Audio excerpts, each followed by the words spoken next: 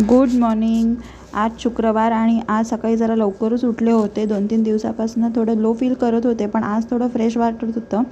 आज नाश्त्यासाठी कांदा पोहे केले होते.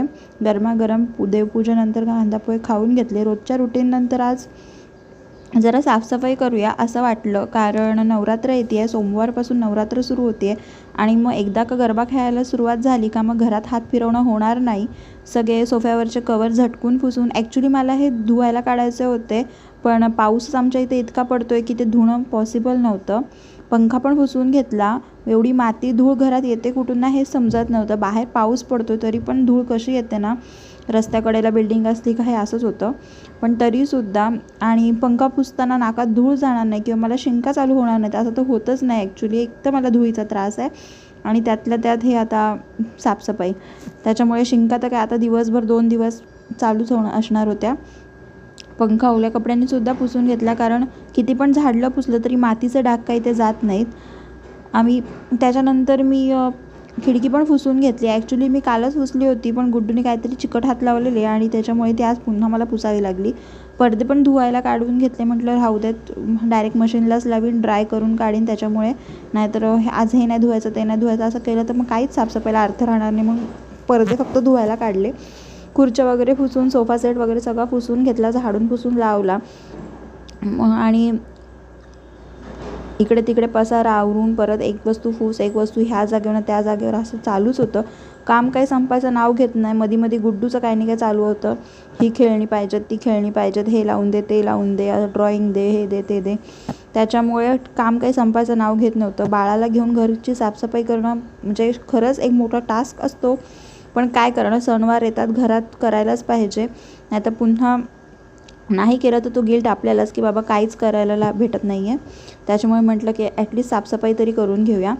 आणि हा आहे माझ्या ड्राइंग एरियामधला एक छोटासा कॉर्नर, जिथे मी ठेवते सगळे माझे टॉयलेटरीज म्हणजे कोलगेट, साबण वगैरे, आणि सगळे टूल्स इथेच असतात, जसं की ब्रशेस वगैरे. त्याच्यानंतर हे स्क्रब वगैरे सगळं इथेच असतं माझं. हे असं अरेंज करून कंटेनरमध्ये ठेवलं की आपल्याला पाहिजे तसं लावता येतं, पाहिजे तसं घेता येतं आणि सगळं ऑर्गनाईज पण वाटतं. त्याच्यामुळे खूप जास्त पसारा होत नाही. रांगोळी पण मी इथेच ठेवते, त्याच्यामुळे रोजच्या रोज हा पसारा काही आवरायला भेटत नाही, म्हणून आज करून घेतलेला.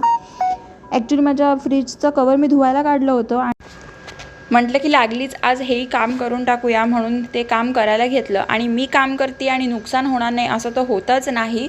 मी शोपीससाठी आणलेले 6 मटके होते छोटे छोटे, त्यातले 2 फुटले आज आणि अगदी जिवारी लागली ही गोष्ट. काम करताना लक्ष गेलं नाही, पण जेव्हा उचलले ते 2 आणि त्याचे 2 तुकडे झालेले बघितले तेव्हा खूप वाईट वाटलं.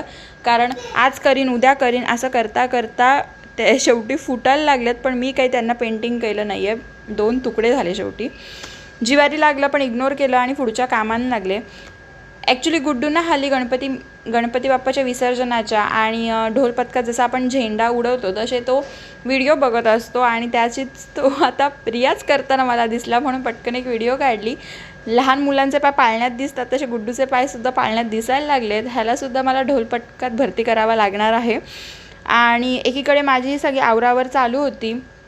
सगळं वरचं आवरून झालेलं, आता फक्त लादी आणि कचरा बाकी होता, जे की मी करायला सुरुवात केली. ॲक्च्युली कामं पटापट आवरत ह्याच्यासाठी नव्हती, कारण मी एखादं काम करते आहे तर दुसरं मध्येच गुड्डूचं खेळणं दे, मम्मा पेंटिंगसाठी दे, हे दे, ते दे चालूच होतं. किंवा मग मध्येच दार उघडून बाहेर जात होता, कोण आलं आहे का त्याच्यासोबत खेळायला हे पाहण्यासाठी.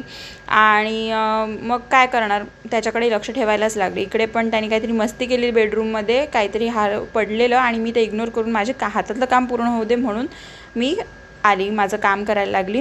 त्याच्यानंतर आला आणि म्हणतो मम्मा तू काम करते, मी एक काम करतो म्हणून लादी हुसायला लागला. त्याला भरवलं आणि झोपवला. त्याच्यानंतर पुढची कामं करायला लागले. कपाटसुद्धा हा झोपलेला म्हणून लावून घेतलं, कारण मग पुन्हा उद्यावर ते पडलं असतं, मला काही झोपायचं नव्हतं.